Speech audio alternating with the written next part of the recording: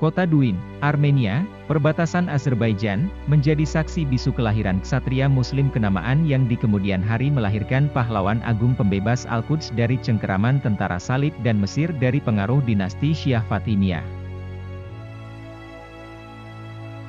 Dalam literatur sejarah, figur ini dikenal sebagai seorang pemberani. Di medan tempur, ia pantang mundur. Jika badan sudah berada di arena juang, dengan nyali tinggi akan melawan siapapun yang menghadang. Sosok ini bernama Najmuddin Ayyub. Sedangkan anaknya adalah Salahuddin Al-Ayyubi.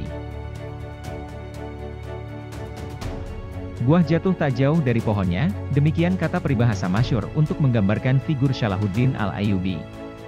Di balik kepahlawanan, keagungan, kesatriaan, kehebatan dan kepopulerannya dalam belantika sejarah, setelah takdir Allah Subhanahu wa Ta'ala, tidak bisa dilepaskan dari tangan dingin Najmuddin.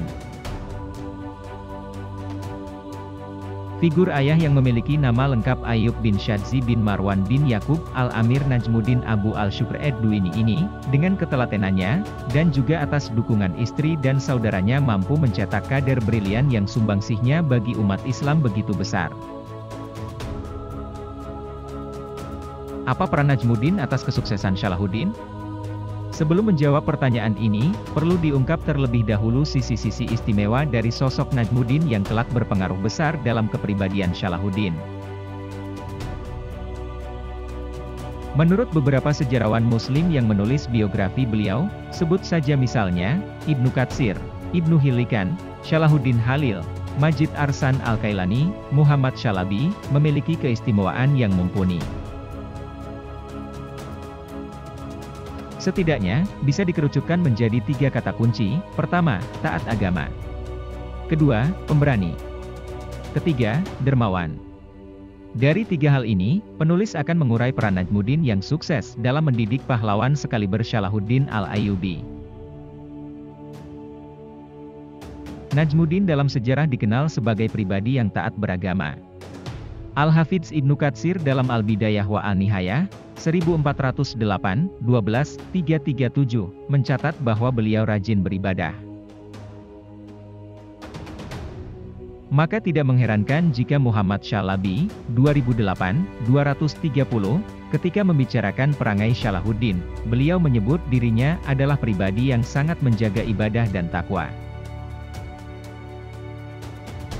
Saat membahas poin ini, Shalabi menyebutkan bahwa Salahuddin adalah sosok yang berakidah lurus, menjaga sholat berjamaah, rutin berzakat sekaligus bersedekah, puasa, haji, hobi menyimak Al-Quran serta hadits, menjaga syiar-syiar agama, dan selalu berprasangka baik kepada Allah. 2008-230-233.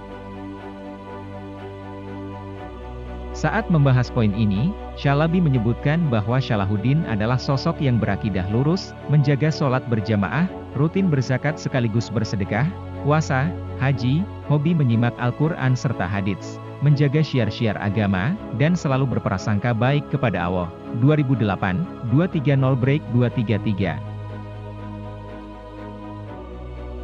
Salahuddin Halil dalam bukunya yang berjudul Al-Wafi bi Al-Wafayat, 2010-30-33, juga mengamini jika anak Najmuddin adalah pribadi yang religius dan baik.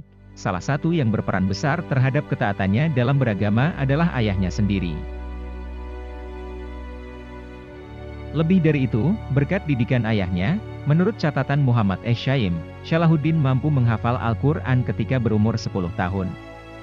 Bahkan ia rajin hadir dalam majelis ilmu fikih, hadits dan tafsir, GIP 216, tanpa didikan keagamaan yang baik, tak mungkin Salahuddin bisa menjadi pribadi yang taat beragama. Dari segi keberanian, Najmuddin memang sangat mumpuni. Imaduddin Zanki dan Nuruddin Mahmud Zanki melihat sendiri keberanian dan kepiawaiannya di medan tempur, sehingga menjadikannya sebagai sosok penting yang dilibatkan dalam urusan militer. Qasim A. Ibrahim dan Muhammad A. Saleh dalam Al-Mawsu'ah Al-Muyassarah fi Al-Tarikh Al-Islami yang diterjemah Zainal Arifin menjadi buku pintar sejarah Islam, 2014, 606, menyebutkan bahwa Najmuddin memang dikenal sebagai seorang pemberani. Atas keberanian ini, beliau dipercaya Raja Muhammad Malik Shah di Tikrit. Salahuddin hidup dalam didikan keberanian pada nuansa militer yang cukup ketat di Benteng Tikrit. Ia dilatih kesatriaan, berenang, bela diri, dan seni perang oleh ayahnya.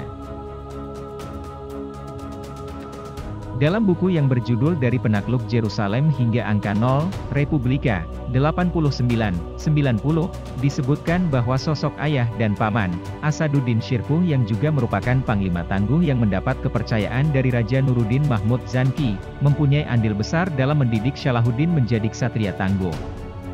Sangat lumrah jika pada usia 14 tahun, dirinya sudah dilibatkan dalam ekspedisi militer. Selanjutnya, yang berpengaruh besar pada sosok Salahuddin adalah kedermawanan ayahnya.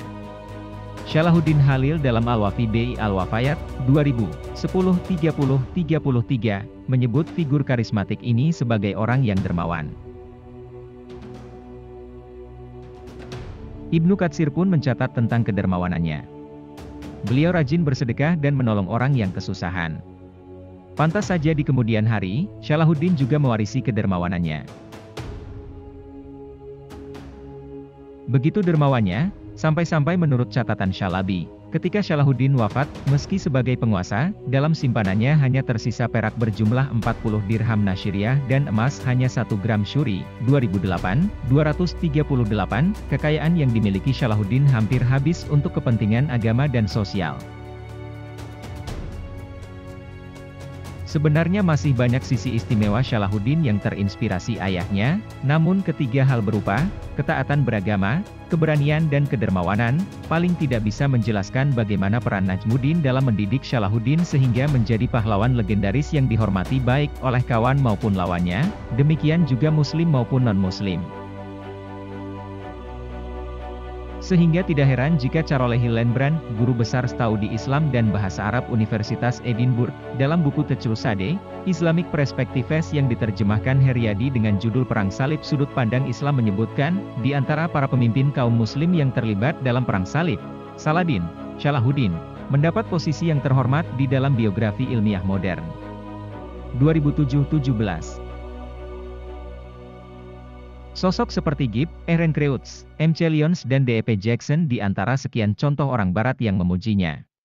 Wallahu alam.